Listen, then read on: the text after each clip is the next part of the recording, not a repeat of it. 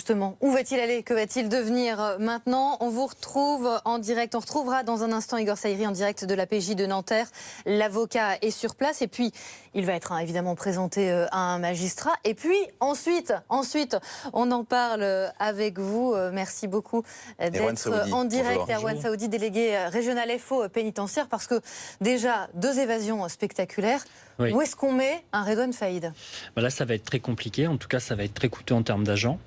La décision, j'imagine qu'elle doit déjà être prise. Les choses se mettent en place, mais ça va être une gestion qui va encore coûter très cher à l'administration pénitentiaire, qui, je le précise encore, est en grande souffrance de personnel.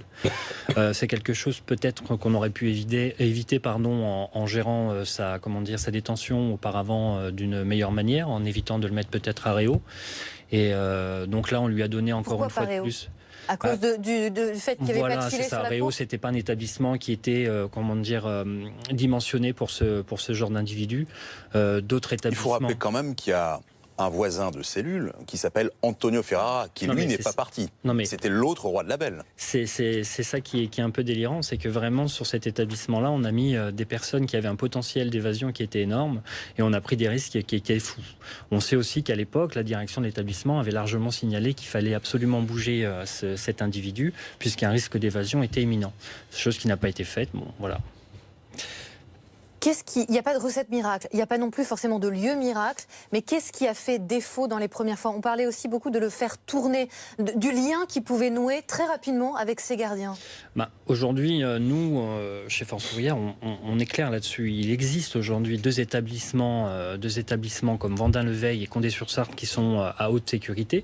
J'entendais ce matin mon homologue UFAP qui disait que justement c'était des outils qui ne fonctionnaient pas. Nous, ce qu'on dit, c'est l'inverse, c'est que il existe des structures, sauf qu'on n'a pas les textes pour faire la gestion comme on le devrait, mais les outils en termes de sécurité, de niveau d'outillage, en tout cas sur les miradors, tout ce qui peut être niveau sécuritaire aujourd'hui de pointe, voilà, c'est ça, je cherchais mes mots, existe aujourd'hui. On a 2 établissements qui sont Condé-sur-Sarthe et Vendin-le-Veil. Maintenant, c'est qu'est-ce qu'on fait de ces établissements et de quelle manière on les gère et de quelle manière on intègre la sécurité dedans. Et pour un homme comme Sadriss Ait Youssef, est-ce que l'administration peut, si elle veut briser cet homme, le faire? Oui, je pense qu'elle en a les moyens. Et en fait, ce qui a été dit est très juste. Il y a aussi la question centrale aussi des surveillants. Et d'ailleurs, à Réau, qui est une prison quand même assez récente, qui a été un établissement pénitentiaire construit dans le cadre d'un partenariat PPP, c'est-à-dire qu'on peut toujours effectivement se poser la question pourquoi il n'y avait pas de filin. Mais parce que dans le cadre d'un PPP, ça coûte certainement moins cher de ne pas mettre de filin dans la cour d'honneur que d'en mettre partout. Donc ça, c'est un premier sujet. Elle n'est pas, pour moi en tout cas, configurée de manière optimale comme on pouvait configurer une prison il y a déjà encore quelques années. Ensuite, sur la présence humaine. La présence humaine, on sait bien, il y a déjà eu un rapport sur Réau à la suite de la tentative d'évasion de Smaïn Haït Al-Belkacem, qui a tenté de s'évader, me semble-t-il, en 2013. Et donc, il y a eu un rapport et a pointé un certain nombre de défaillances, et en particulier, non pas une défaillance humaine, mais la difficulté quelquefois pour des surveillants à affronter ce genre d'individus qui sont des individus psychologiquement très forts.